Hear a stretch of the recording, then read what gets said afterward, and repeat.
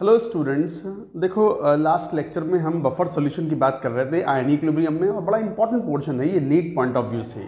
NEET के exam में buffer के डायरेक्ट क्वेश्चन पूछे जाते हैं, और कई बार जब क्वेश्चन आते हैं तो स्टूडेंट्स बड़ी आसानी से उनको कर भी लेते हैं, बट थोड़ा सा प्रैक्टिस होनी चाहिए कि how to solve questions. Buffer मैंने बता भी दिया था, बफर के ऊपर कुछ क्वेश्चंस लेंगे। Let's take some numerical questions on buffer solution.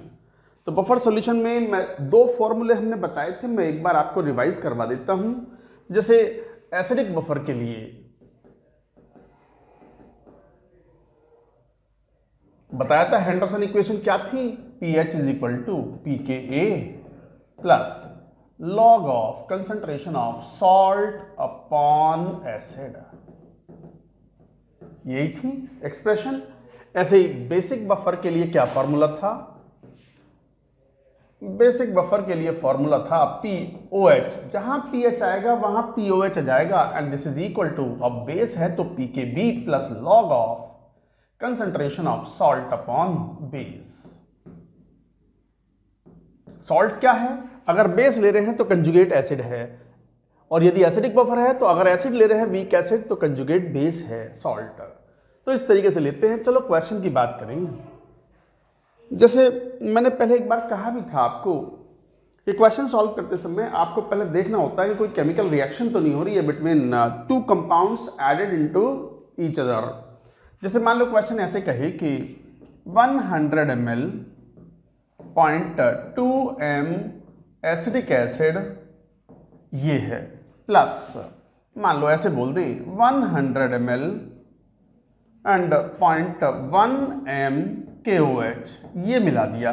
Find pH of final solution. मान लो ऐसा सवाल हो कि कैलकुलेट करो pH क्या होगी फाइनल सॉल्यूशन की। जरा देखना एक बार, मैंने पहले भी कहा है एसिड और बेस मिलाओगे तो रिएक्शन तो होगी। स्ट्रॉन्ग एसिड स्ट्रॉन्ग मिलाओगे तो भी कंप्लीट रिएक्शन होगी, वीक एसिड स्ट्रॉन्ग बेस मिलाओगे तो भी कंप्लीट रिएक्शन होगी, और even weak acid plus weak base मिलाओगे रिएक्शन विल बी कंप्लीटेड। ये कई बार बच्चों को बड़ा कंफ्यूजन रहता है, ये याद रखो। Strong acid plus strong acid strong base complete reaction,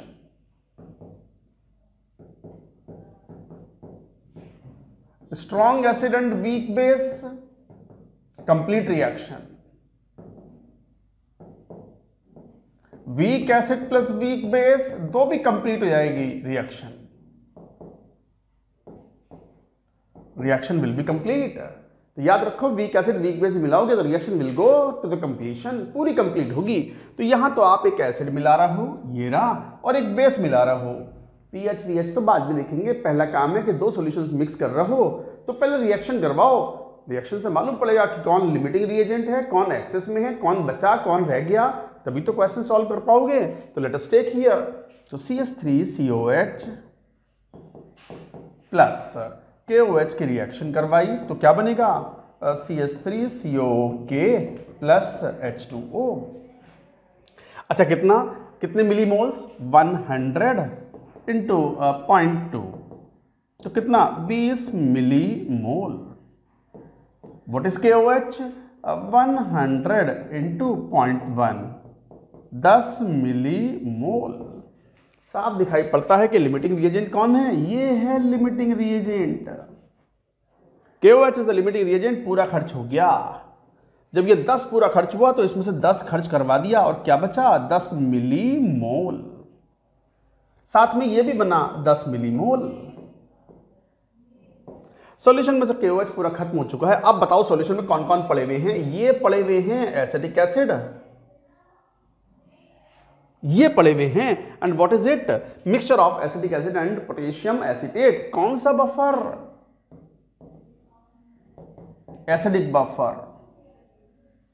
कौन सा बफर, एसिडिक बफर। और जब एसिडिक बफर है तो फॉर्मूला कौन सा, हेंडरसन इक्वेशन। क्या, pH is equal to pKa। अच्छा, pKa तो मैंने दिया ही नहीं, वो तो ले लो कम से कम। pKa एसिडिक एसिड का 4.7, ये क्वेश्चन में दिया जाना चाहिए। तो कितना हो गया, Henderson equation 4.7 plus log of concentration of salt. अच्छा, कंसंट्रेशन ऑफ सॉल्ट का रेशियो वही होता है जो मोल्स का रेशियो होता है। भाई कंसंट्रेशन क्या होती है? Moles upon volume.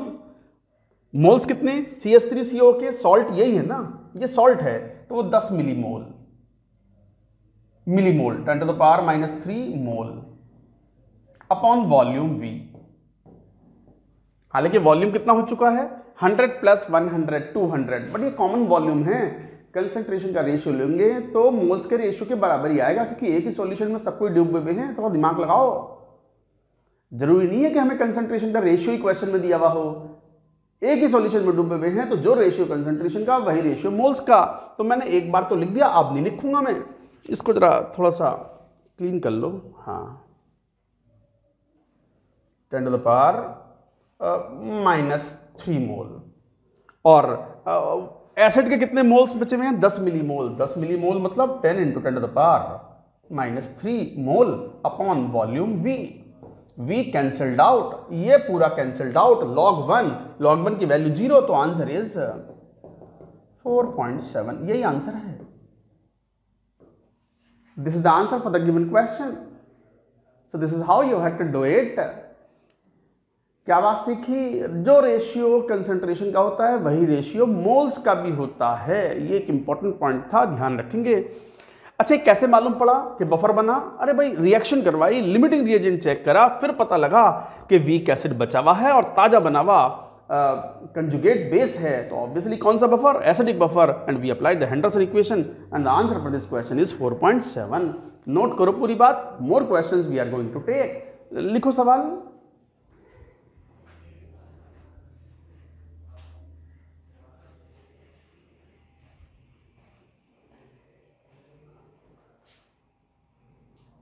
चलिए एक और question low.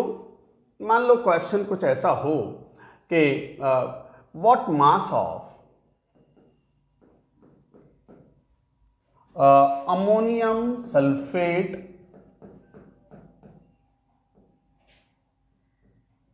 To be added in 1 liter 0.5 m aqueous ammonia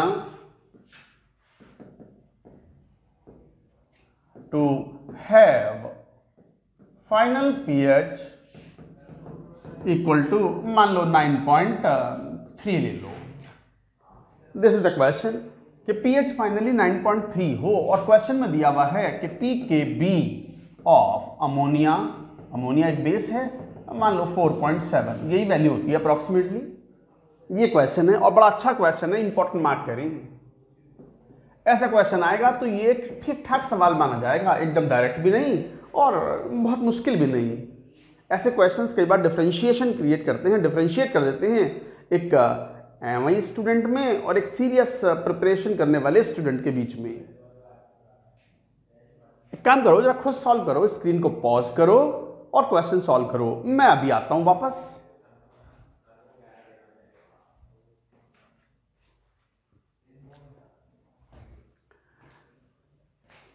हाँ भाई, सॉल्व किया। What is answer you got? देखो क्वेश्चन में अमोनियम सल्फेट है तो बफर कौन सा बनेगा? मान लो x ग्राम लिया, x ग्राम अमोनियम सल्फेट, तो इसका मतलब ये हुआ कि मोल्स कितने हो गए? तो नंबर ऑफ मोल्स जो हो गए, नंबर ऑफ मोल्स हो गए of NH4 twice SO4 x gram upon molar mass 14 और 4 18, 18 दूनी 36 प्लस सल्फेट 96, तो कितना हो गया? x अपॉन 6 दूनी 12 और 9 3 12 और 1 13, 132 मोल। तो फिर मोल्स ऑफ अमोनियम आयन कितने आएंगे इससे? एक मोल में से डबल अमोनियम आयन आता है, दुगना, तो 2 × x अपॉन 132, तो x अपॉन 66 मोल। और अमोनिया के मोल्स कितने हैं? तो इसका मतलब बफर बन गया, एसिडिक बेसिक बफर। दोनों को मिलाया तो बेसिक बफर मिल गया। बेसिक बफर कितना? अमोनिया के मोल्स कितने? NH3 plus NH4 plus NH3 के मोल्स कितने? 1 liter × 0.5 मोल। और अमोनियम आयन के मोल्स कितने आए जो बाहर से मिलाए हैं, x/66। कौन सा buffer, basic buffer, Henderson equation apply कर दो, ज्यादा कुछ सोचना नहीं है। पीएच नहीं है, वो क्या था formula, POH। So what is POH is equal to pKb. What is pKb given in the question as 4.7 plus log of concentration of concentration का रेशियो वही होता है जो मोल्स का रेशियो होता है इन द कॉमन सॉल्यूशन। तो concentration या फिर मोल्स ऑफ सॉल्ट, सॉल्ट कौन, ये सॉल्ट ही तो है और ये वीक बेस है। तो सॉल्ट कौन, x/66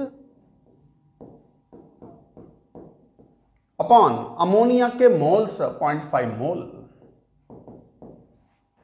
अच्छा क्वेश्चन ने यह भी कहा है कि फाइनल pH 9.7 है, तो POH कितना हो गया, 14 minus pH 9.7, 9.3, 9.3 is equal to 4.7 plus log of x/33। ऐसे आ गया ये। करियो सॉल्व, यहाँ से 9.7 ये बचा और 4.7 जीरो हो गया। यहाँ से देखो कैलकुलेशन बड़ी आसान हो गई। Log of x/33 is equal to, that comes out to be 0। तो इसका मतलब x/33 इज इक्वल टू 1। 0 किसका लॉग होता है, लॉग 1 का। लॉग हट गया दोनों तरफ से, तो x इज इक्वल टू 33 ग्राम। बस यही आंसर है। कैलकुलेशन एक बार आप खुद चेक कर लेना, कोई एरर हो तो खुद ही सही कर लिया करो। Conceptually you should see the question here. ये बड़ा इंपॉर्टेंट पॉइंट था कि जितने मोल्स अमोनियम सल्फेट के हैं उससे डबल मोल्स आएंगे अमोनियम आयन के। Ammonium ion and ammonia will form the basic buffer. तो ये था बेसिक बफर का question. Good question, good to revise. ऐसा एक क्वेश्चन रिवाइज कर लो तो इसके आसपास की सारी चीजें बढ़िया से रिवाइज हो जाती हैं। नोट करें।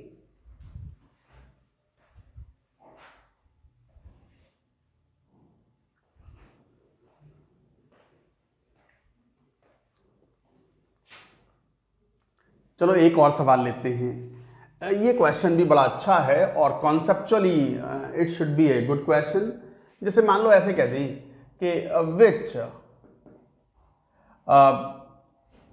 इज नॉट अ बफर, या ऐसे लिख दो विच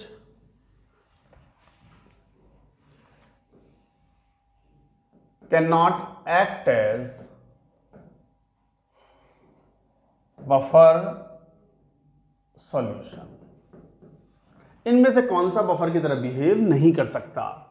जैसे मान लो ऐसे बोल दिया CH3COH प्लस मान लो ऐसे NaOH, B ammonium chloride plus KOH, C sodium nitrate plus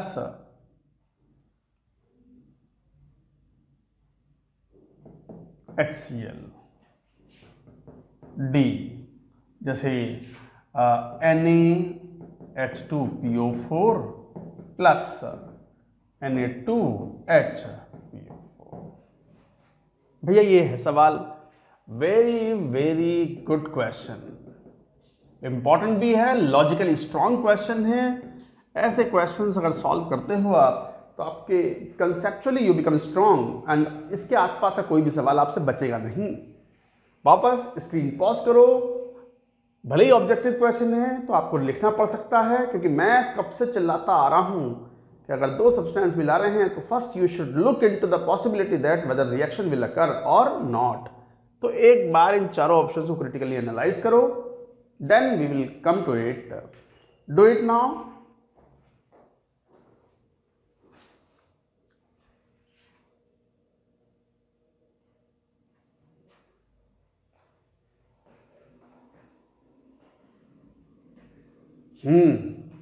आया कुछ? देखो कौन सा बफर की तरह बिहेव नहीं कर सकता। Answer is C. जरा ए को देखो। ए CH3COH प्लस आपने NaOH मिलाया है, ये बफर की तरह बिहेव कर सकता है। क्यों सर, ये तो कंजुगेट एसिड बेस पेयर है ही नहीं बन सकते हैं ना, क्योंकि ये एसिड है और ये बेस है। तो पहला काम रिएक्शन कराओ और इस तरीके से मिलाओ कि रिएक्शन हुई तो क्या बना, CH3CO Na प्लस H2O। और आपने ये लिमिटिंग रिएजेंट लिया LR मतलब लिमिटिंग रिएजेंट, जो पूरा खत्म हो गया। आपने इतना NaOH मिलाया कि ये लिमिटिंग रिएजेंट है, पूरा खत्म हो गया और एसिडिक एसिड अभी बचा हुआ है और ताजा कौन बना, सोडियम एसीटेट। तो ये तो खत्म हो गया, कौन बचे पड़े हैं, ये बचे पड़े हैं, क्या है ये, एसिडिक बफर। तो सर ऐसे भी देखना होता है क्या, हाँ भैया देखना होता है, क्वेश्चन में तो केयरफुली सब कुछ चेक करनी पड़ती हैं। तो एसिडिक एसिड और NaOH मिला रहो और NaOH इतना मिलाओ कि वो लिमिटिंग रिएजेंट बन जाए और एसिडिक एसिड बचा रह जाए, ताजा सोडियम एसीटेट बने, क्या बन गया, conjugate acid base pair, what, acidic buffer. Similarly B also can act as buffer. कैसे, अमोनियम क्लोराइड है, आपको बताया है कि it is a salt of weak base and strong acid, acidic nature का होता है और जब इसकी रिएक्शन KOH बेस से कराओगे तो ये बनाएगा अमोनियम हाइड्रोक्साइड प्लस KCl। इसको लिमिटिंग रिएजेंट ले लो ताकि ये पूरा खत्म हो जाए और कौन बचा रह जाए, अमोनियम क्लोराइड। ताजा कौन बना, अमोनियम हाइड्रोक्साइड। क्या है ये, क्या है ये, बेसिक बफर। क्या है ये, बेसिक बफर। बन गया ना बेसिक बफर, तो it can act as a buffer. But ये सी वाला जो है ये रिएक्शन भी नहीं करेंगे क्योंकि sodium nitrate is a salt of strong acid and strong base and no reaction will occur, it can not act as buffer. so C cannot act as buffer because it is a salt of strong acid and strong base। D वाले तो conjugate acid base pair है ही।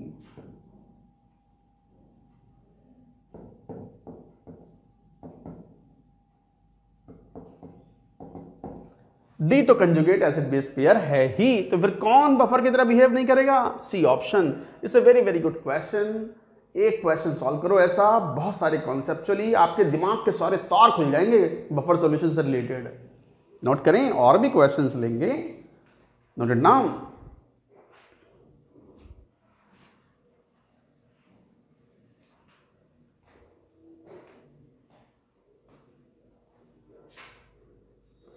चलो सवाल ऐसा लेते हैं, हमने कहा भी था कि human blood is buffered because of the dissolved CO2। तो क्वेश्चन ऐसा पूछे कि इन 1 litre blood having 0.05 m NaHCO3 what mass of CO2 gas must be present in it to have pH equal to, मान लो कुछ बोल दें 5, ऐसा कुछ क्वेश्चन दे दें और क्वेश्चन में दिया हुआ हो कि Ka ऑफ, मान लो H2CO3 जो Ka है उसका दिया हुआ है 2 × 10⁻⁻5, ऐसा बोल दिया जाए कि 1 litre blood having 0.05 m sodium bicarbonate, what mass of CO2 must be present in it? Blood is buffered because of what? Because of the dissolved carbon dioxide and sodium bicarbonate। तो क्वेश्चन में आप acidic buffer का formula apply करो, जैसे क्या, pH is equal to pKa plus log of concentration of salt upon acid. अब जब ये फॉर्मूला अप्लाई करोगे तो जरा देखना, pH की वैल्यू 5 है, pKa की वैल्यू 5 माइनस log 2 हो गई, plus log of concentration of salt sodium bicarbonate. तो 1 लीटर ब्लड तो मोल से ले लो, तो 1 × 0.05 इतने mole upon moles of CO2। CO2 ही तो बनाएगा बफर, तो H2CO3 प्लस NaHCO3 ये है एसिडिक बफर, ये है एसिडिक बफर। तो H2CO3 plus sodium bicarbonate is the acidic buffer. तो यहां से 5 से 5 कैंसिल, log 2 इधर आ गया, तो log 2 is equal to log of 0.05 upon moles of CO2। यही तो हुआ। अच्छा, जितने मोल CO2 होंगे उतने, भाई CO2 is nothing but H2CO3, ऐसे तो होगा।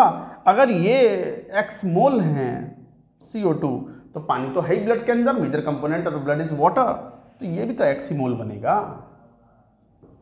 तो moles of H2CO3 and moles of CO2 would be equal in the blood.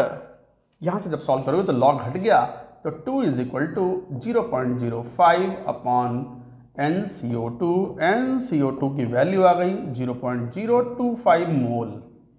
तो फिर मास कितना, क्वेश्चन ने पूछा था कि व्हाट मास, तो mass of CO2 is equal to what, 0.025 into 44। तो 44 1/40, इसको 1/40 लिख लो, यही हुआ ना। हाँ बिल्कुल, 1/40 इंटू 44, 4.4, 1.1 ग्राम, दैट्स इट, यही आंसर है। कैलकुलेशन एक बार चेक कर लेना, कुछ थोड़ी बहुत एरर होगी तो आप खुद करेक्शन कर लेना, बट कॉन्सेप्चुअली समझो क्वेश्चन को। Again it was a good question, again it was a good question. ये था बफर सॉल्यूशन के कुछ सवाल जो मैंने लिए हैं, नोट इट डाउन।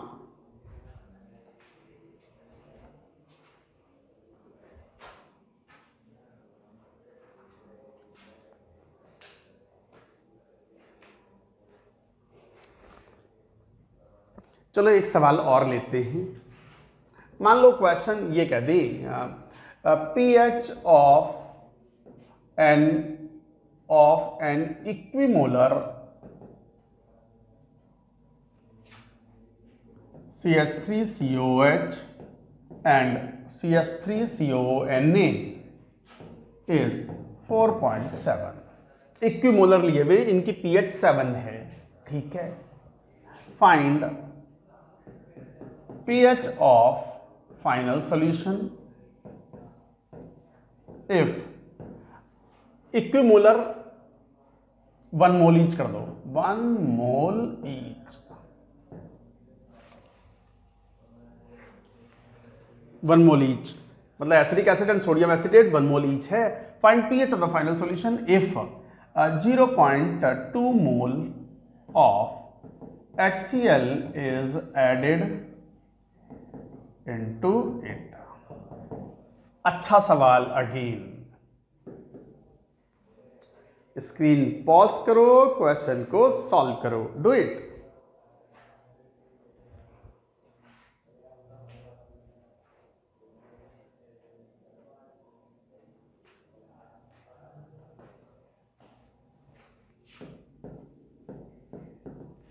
तो pH of an equimolar CH3COH and sodium acetate. अच्छा जरा ध्यान दो, इनिशियली क्या है, CH3COH एंड सोडियम एसिटेट, क्या है ये, बफर।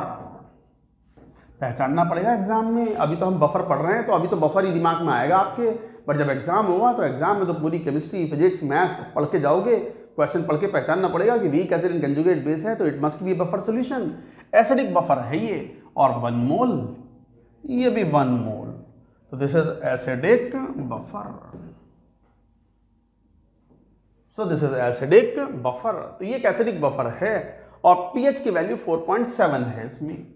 अब एक तो फॉर्मूला लगाओ, एसिडिक बफर में pH equal to 4.7 is equal to pKa। Question ने दिया हुआ नहीं है, प्लस फाइंड आउट तो कर ही सकते हो। सॉल्ट, ये सॉल्ट है और ये एसिड है तो 1/1, तो इसका मतलब pKa जो नहीं दिया हुआ था वो भी आ गया 4.7। इसकी जरूरत पड़ेगी क्वेश्चन में। अब क्वेश्चन ने कहा कि बाहर से हमने 0.2 मोल HCl मिला दिया। बफर की तो खास बात ही ये है कि बफर तो बाहर से मिलाए हुए किसी एसिड या बेस को खा पी के बराबर कर देगा, खा पी के निपटा देगा, डकार और ले लेगा। समझ गई बात? तो यहां पे जरा रिएक्शन करवाइयो, HCl की रिएक्शन करवाओ CH3CONA से। अच्छा बाहर से कौन मिलाया, एसिड, इसे खाने के लिए कौन आएगा, base. Who is the base out here, this is base, यही तो बेस है, कंजुगेट बेस। और रिएक्शन होगी तो क्या बनाएगा, CH3COH plus sodium chloride. How many moles it was initially, 1 mole. HCl कितना मिलाया 0.2 मोल। ऑब्वियसली यही लिमिटिंग रिएजेंट है, पूरा खर्च हो गया, तो इसमें से 0.2 मोल खर्च होगा, तो क्या बचे 0.8 मोल। अच्छा, एसिटिक एसिड शुरू में कितना पड़ा हुआ था 1 मोल, कितना और बन गया तो 1 + 0.2 1.2 मोल।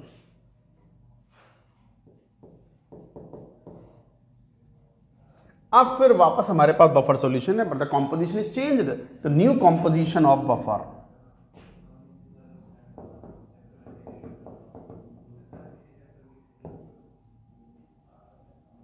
न्यू कॉम्पोजिशन ऑफ बफर क्या, CH3COOH, ये तो हो गया 1.2 मोल प्लस CH3CONA, ये हो गया 0.8 मोल। यही दोनों हुए। अब ये इस कंपोजिशन वाले के लिए बफर का फॉर्मूला लगा दो, pH = pKa, वो तो 4.7 आ चुका था, प्लस लॉग ऑफ नया composition concentration of salt 0.8 upon 1.2, 4 दूनी 8, 3 log 2 तो 4.7 माइनस log 2 की वैल्यू 0.3 प्लस 0.48। 0.48 मतलब 0.18 जो है वो बढ़ गया, तो 4.18.88, दैट्स इट, यही आंसर है, यही आंसर है। सो this is the pH of the final solution. तो बफर वाले क्वेश्चंस में, न्यूमेरिकल क्वेश्चंस में यू हैव टू सी कि बाहर से थोड़ा सा एसिड या बेस मिलाओगे तो रिएक्शन आएगी, कोई ना कोई कंपोनेंट आएगा, it will consume the externally added acid और बेस एंड फाइनली रिएक्शन करवाओगे, नया कंपोजिशन आएगा बफर का, and accordingly you will be able to solve the question. कई बार नीट के बच्चों को लगता है सर ऐसे वाले क्वेश्चन आते हैं क्या, कभी कभी के बीच में ऐसे क्वेश्चन है। अब 2020 का जो नीट का पेपर था, देखो यार ये तो बहुत ही लड्डू था, ज़्यादा ही आसान था, यही कारण है 720 में से 720 भी 2 बच्चों के नंबर आ गए, कट ऑफ भी ऊपर चली गई। बट हर साल ऐसा नहीं होगा, हो सकता है कि 2021 में पेपर रिलेटिवली थोड़ा सा अच्छा आए, तो पता चला टॉपर के फिर 720 ना हो, 680 नंबर ही आए, 690 नंबर आए, तो फिर कट ऑफ भी उसी हिसाब से नीचे आ जाएगी। तो ऐसे क्वेश्चन तो डिफरेंशिएट करेंगे एक MI स्टूडेंट में और एक अच्छे मेहनत करने वाले स्टूडेंट में। आप तो लगे रहो और जो सिखा रहे हैं बस वो सीखते जाओ। गॉट द पॉइंट, नोट करो पूरी बात।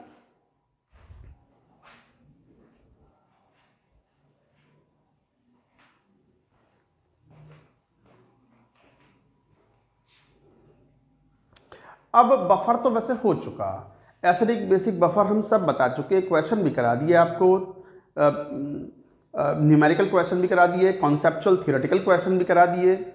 अब कहीं ना कहीं एक पॉइंट आता है कि बफर की भी एक इफेक्टिवनेस होती है, तो अच्छा बफर कब कहलाएगा, मतलब जो pH में चेंज को रेजिस्ट करे on addition of the small amount of the acid और बेस। तो नोट करके लिखो इस बात को, a buffer solution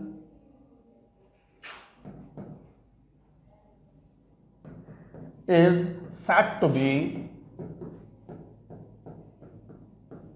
effective when salt और एसिड का जो रेशियो है it should be greater than equal to 0.1 less than equal to 10, 0.1 और 10 के बीच में हो for acidic buffer.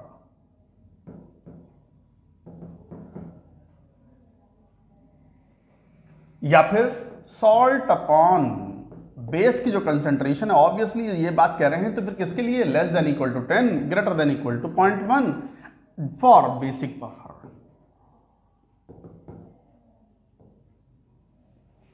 Acidic buffer में इफेक्टिव बफर जब कहलाएगा तो buffer is said to be effective when the ratio of the concentration of the salt and acid is between 0.1 से 10 तक।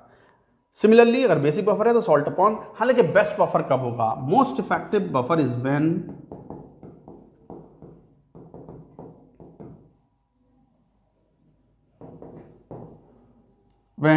Concentration of salt upon acid, अगर acid buffer है, और concentration of salt upon base अगर basic buffer है is equal to 1। Question ये आ जाए कि in which of the following case the buffer is most effective, pH में चेंज सबसे मिनिमम कब होगा, जब एसिड और बेस की कंसेंट्रेशन इक्वल हो फॉर एसिडिक बफर,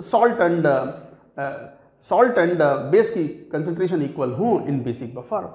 तो सॉल्ट और एसिड की कंसेंट्रेशन का रेशियो 1 हो जाए, मतलब इक्वल हो जाए कंसेंट्रेशन, या सॉल्ट और बेस की कंसेंट्रेशन का रेशियो 1 हो जाए या इक्वल हो जाए concentration, in that case you will say the buffer is most effective. तो मोस्ट इफेक्टिव बफर ये होगा। So this was an important point, ये भी एक इंपॉर्टेंट पॉइंट है, ये याद रखें, कभी कभी इसके ऊपर भी क्वेश्चन बन जाते हैं। I hope you have understood the concept of buffer solution. Buffer is over. Buffer के बारे में जो बात करनी थी हम कर चुके हैं।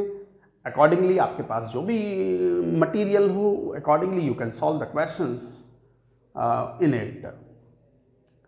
So that's it about the buffer solution, that's it for now. Next lecture में आगे की बात कहेंगे।